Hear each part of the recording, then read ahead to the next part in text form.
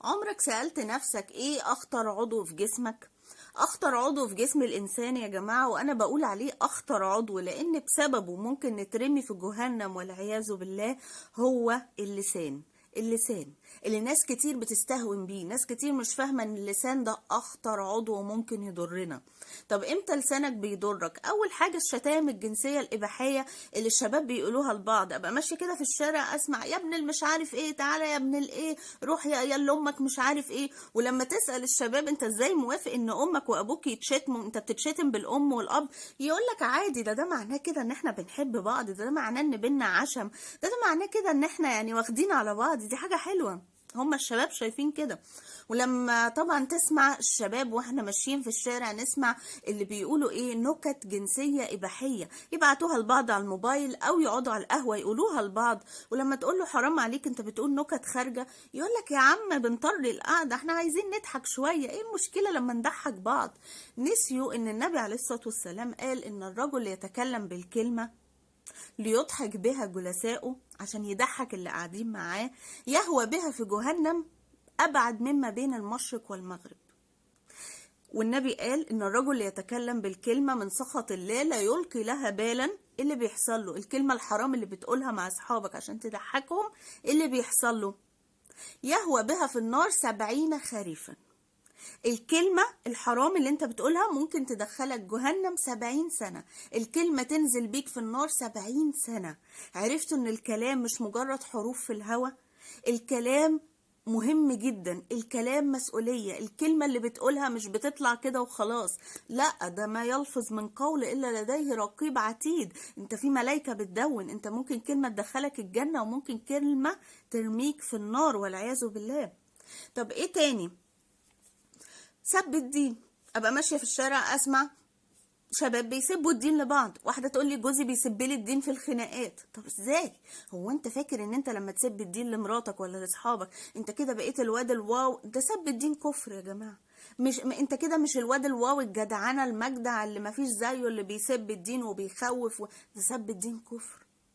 وطبعا الشباب اللي بيتكلموا على عورات الناس، يعني مثلا شفت فلانة اتطلقت، بيقول لك اتطلقت عشان جوزها مسكها مع واحد مش عارف ايه، ويبقى ده ما حصلش، بس انا عرفت ان فلانة اتطلقت فعايز احس بلذة فتح العورات، فعايز بقى اتكلم بقى فلانة اتطلقت علشان جوزها مسكها مع مين، عشان احس بلذة فتح العورات كده وايه، واحس كده ان انا بقول حاجة ليها قيمة واشد اشد انتباه الناس. فقعد بقى اقول لهم ايه، فلانة اتطلقت عشان جوزها مسكها، مش عارف البيت اللي هناك دي مش محترمة على فكرة، شفتها واقفة مع واحد، واحس كده باللذة واقعد احكي كده والناس تنتبه ليا. ده اسمه خوض في الاعراض.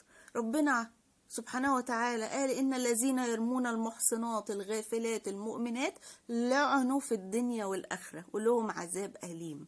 ما تتكلمش عن حد، ما تقعدش تجود بقى وتحكي القصة وتضيف عليها إثارة وتشويق، أصلها اتمسكت معرفش مع مين. ده كل ده كارثة، ده كل ده مصيبة، ده عند ربنا أكبر من الغيبة، دي مصيبة. يا جماعة النبي عليه الصلاة والسلام قال من رأى عورة فسترها ستر الله يوم القيامة. احنا ما بقيناش بنستر العورات، بالعكس احنا بقينا بننادي بعض بالعورات، يعني بقينا بنوصف بعض بالعورات. تعرف فلانة؟ لا مالها يا عم، دي اللي بتمشي تعرج، اللي هي مناخيرها معوجة، البت المقرفة دي اللي هي القصيرة التخينة اللي جسمها وحش. بقينا بنوصف بعض بالعورات، لساننا ما بقاش شايف الحلو، لساننا بقى شايف الوحش. رحت الفرح، رحته، ايه رأيك فيه يا عم؟ ده مقرف والعروسة تقرف وشكلها مش حلو والعريس مش عارف شكله ايه. بقينا بنقول الوحش، طب ما نقول الحلو. ما شاء الله المكان شيك، لا البوفيه كان حلو، الاكل كان جميل، لا المكان حلو قوي، لا بقينا بنقول الوحش. خلي بالكم، اللسان هو العضو الوحيد اللي ما بيتعبش. انت لو شلت حاجة تقيلة ايدك توجعك، لو مشيت كتير رجلك توجعك، لكن لسانك عمرك شفت حد تعب من كتر الكلام؟ ارجوك انت فرمل كلامك، ما تخدش في اعراض حد. افتكروا حديثين، يعني اكتر 2 حديث مخيفين النبي عليه الصلاة والسلام قالهم. حديث مرعب لما النبي قال لك ايه، قال لك اكتر ما يدخل الناس النار الاجوفان. فقالوا له ايه الاجوفان يا رسول الله؟ قال لك الفم والفرج. والنبي قال من يضمن لي ما بين فكيه اللي هو اللسان وما بين فخديه اللي هو الفرج اضمن له الجنة. عايز ايه تاني؟ خلي بالكم من كلامكم، خلي بالكم من لسانكم، ما تخدش في اعراض الناس، ملناش دعوة بحد يا جماعة. خليك في حالك، لان اللسان ده ممكن يرميك في جهنم والعياذ بالله. خلي بالكم، ربنا يهدينا ويسترها علينا جميعا.